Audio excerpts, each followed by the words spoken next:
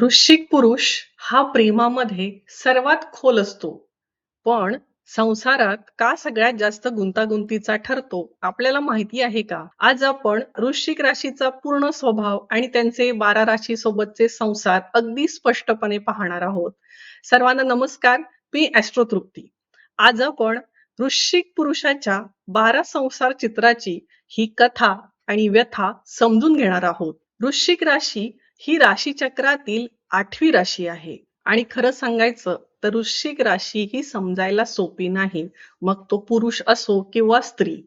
वृश्चिक व्यक्तीचा स्वभाव एकंदरीतच गुंतागुंतीचा असतो. ज्योतिषातील नियम खूप क्लिष्ट गोष्टी बाजूला ठेवल्या तरी एक गोष्ट लगेच लक्षात येते, तुमचं वागणं लोकांना पूर्ण समजत नाही. वृश्चिक रास ही स्त्री राशी आहे, पण तिचा स्वामी हा मंगळ. मंगळ हा पुरुष ग्रह आहे. ही जलतत्वाची राशी आहे, पण स्वामी आक्रमक आहे. ही स्थिर राशी आहे, पण स्वामी लढवय्या आहे. म्हणजे शांत पाणी, पण त्या पाण्यामध्ये आग आहे. हे आपण उकळणारं पाणी म्हणू शकतो. आता वृश्चिक राशी ही जलतत्वाची आहे, तर पाणी स्थिर राहिलं, पाणी जर हललंच नाही तर काय होतं, तर पाण्यावर शेवाळ साठतं, डबकं तयार होतं, कधी कधी खोल डोहही तयार होतो. पण वृश्चिक ही अशीच रास आहे, त्यात हे सगळं आहे. खोलपणा आहे, स्थिरता आहे आणि उष्णता आहे. म्हणूनच काही वृश्चिक राशीचे लोक मोठे आध्यात्मिक क्षेत्रामध्ये काम करतात आणि काही अगदी टोकाची पावलं उचलताना पण आपण पाहिलं आहे. ही राशी नैसर्गिक कुंडलीत अष्टम स्थानाशी संबंधित आहे. त्यामुळे वृश्चिक राशीला लोकांनी थोडं जास्तच बदनाम केलंय. पण लक्षात ठेवा, कुठलीही राशी ही 100% वाईट आणि 100% अशुभ नसते. कारण प्रत्येकाची पत्रिका वेगळी, प्रत्येकाचे ग्रह वेगळे. त्याच्यामुळे एकदम थेट कुठल्याही राशीला आपण असं नकारात्मक बोलू नये. ज्यांच्या पत्रिकेमध्ये 8 अंकामध्ये जर चंद्र लिहिलेला असेल, तर तुम्ही वृश्चिक राशीचे आहात हे समजून चला. आता आपण बघूया वृश्चिक पुरुषाचा 12 राशींच्या स्त्रियांबरोबर संसार कसा चालतो. वृश्चिक राशीचा मेष राशीचा जोडीदार असेल, तर इथे काय होतं? सगळ्यात आधी जर बघायला गेलं तर ही जोडी प्रीती षडाष्टकातली आहे. कारण दोघांचाही स्वामी इथे मंगळ आहे. आक्रमकपणा, स्पष्ट बोलणं, नेतृत्व, धाडस हे सगळं दोघांमध्ये अगदी कॉमन असतं. पण फरक असा की मेष स्त्री सगळं उघडपणे बोलून टाकते. प्रेम, राग, भांडणं सगळं स्पष्ट. आणि तुम्ही मात्र सगळं मनातल्या मनात ठेवणारे. ती पटकन रागावते आणि लगेच शांतही होते. पण तुम्ही मात्र हाच तुमचा राग धुमसत ठेवता. त्यामुळे घरात सतत टक्कर होते. आपण इथे जर वर्णन करायचं म्हटलं तर एकाच म्यानात 2 तलवारी अशी ही स्थिती होते. जर संसार टिकवायचा असेल तर एकाने तरी मागे हटणं गरजेचं आहे.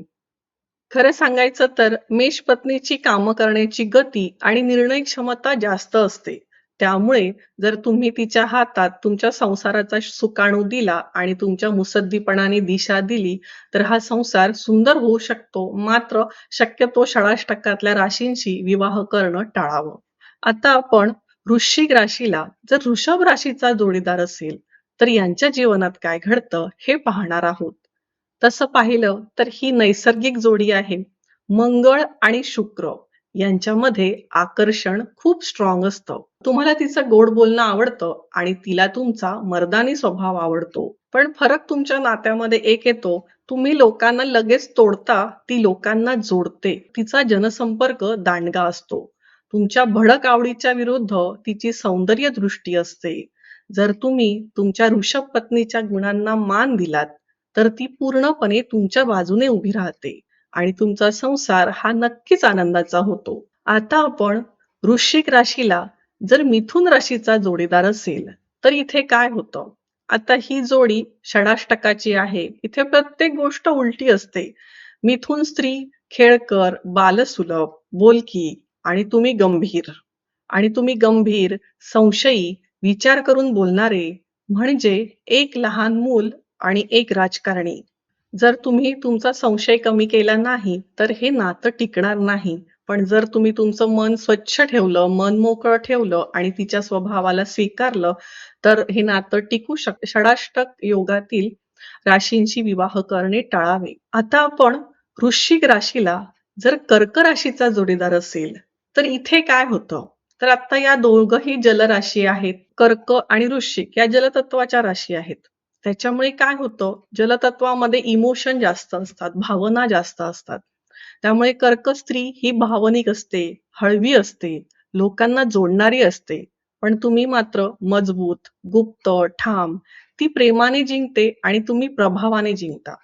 जर तुम्ही भावनांना महत्त्व दिलं आणि तिला थोडं स्थिर राहायला मदत केली, तर हा संसार नक्की चांगला चालू शकतो. आता आपण वृश्चिक राशीला सिंह राशीचा जोडीदार असेल, तर इथे काय सीन होतो हे आपण पाहूया. या जोडीला आपण पॉवर क्लॅश म्हणू शकतो. सिंह स्त्री ही कशी असते तर सडेतोड वागणारी असते, उघडपणे वागणारी असते आणि तुम्ही गुप्तपणे सगळं करणारं असता. ती पटकन रागावते आणि पटकन शांतही होते, पण तुम्ही मात्र राग धरून ठेवता. दोघंही स्ट्रॉंग, दोघांचा इगोही स्ट्रॉंग. जर तुम्ही एकमेकांना मान दिला, तर ती तुमच्या सोबत राहते. नाहीतर सतत संघर्ष हा आयुष्यामध्ये आपल्या सुरू राहू शकतो. त्यामुळे एवढी तर नक्की काळजी घेणं इथे आवश्यक आहे. आता आपण वृश्चिकेला कन्या राशीचा जोडीदार असेल, तर इथे काय होतं? तर कन्या राशीची पत्नी कशी असते? ती बुद्धिमान असते, टीकाकार असते, विश्लेषण करणारी असते. आणि तुम्ही कसे असता? तुम्ही ठाम असता, गुप्त असता, थोडे आक्रमक असता, स्वतःच्या सगळ्या गोष्टी मनात ठेवणारे असता. दोघंही तिरकस बोलणारे असतात. पण फरक असा की तिच्या बोलण्यामध्ये टोचणी असते आणि तुमच्या बोलण्यामध्ये डंख असतो. जर दोघांनी एकमेकांचे गुणदोष समजून घेतले, तर भांडणं ही नक्की कमी होतात आणि संसार हा व्यवस्थित चालतो. आता या पुढची राशी आहे तूळ राशी. तर तूळ आणि वृश्चिकेचं कसं चालतं हे पाहूया. तूळ राशीची पत्नी कशी असते? ती शांत असते, संतुलित असते, मितभाषी असतात. आणि आपण वृश्चिकेचे कसे असता? तुम्ही तापट असता, फटकळ असता. ती लोकांमध्ये लगेच मिसळते. तुम्ही स्वतःचं वेगळेपण मिरवण्यासाठी वेगळे राहता. जर तुम्ही तिच्या स्वभावाचा आदर केला आणि तुमचा थोडा हट्ट कमी केला, तर ती पूर्णपणे तुमच्या संसारात स्वतःला झोकून देते. आता आपण वृश्चिक राशीला जर वृश्चिकेचाच जोडीदार मिळाला, तर इथं काय होतं?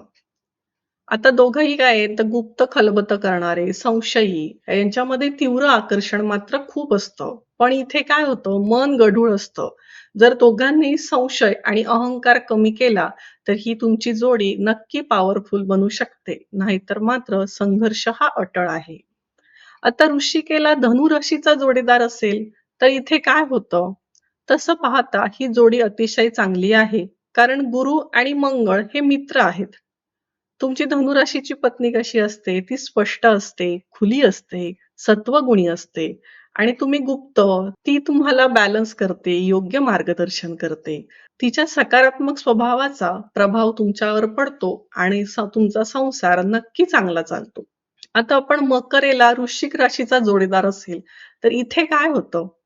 तर मकर राशीची जी पत्नी असते ती अत्यंत सहनशील असते, शांत असते, कष्ट करणारी असते आणि तुम्ही आक्रमक, स्पष्ट वक्ते. ती सगळं सहन करते, पण तिलाही मर्यादाही असतेच. तिची किंमत जर आपण ओळखली नाही, तर नातं तुमचं थंड होतं. जर तुम्ही तिच्या सहनशीलतेचा आदर केला, तर संसार हा नक्की टिकतो. आता आपण वृश्चिक राशीला कुंभ राशीची पत्नी असेल, तर इथे काय होतं हे पाहूया. ही जोडी थोडीशी वेगळी आहे.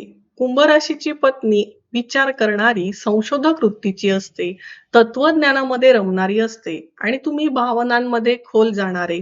ती भांडत नाही, पण जास्त जोडलीही जात नाही. हे अगदी प्रॅक्टिकल नातं असतं.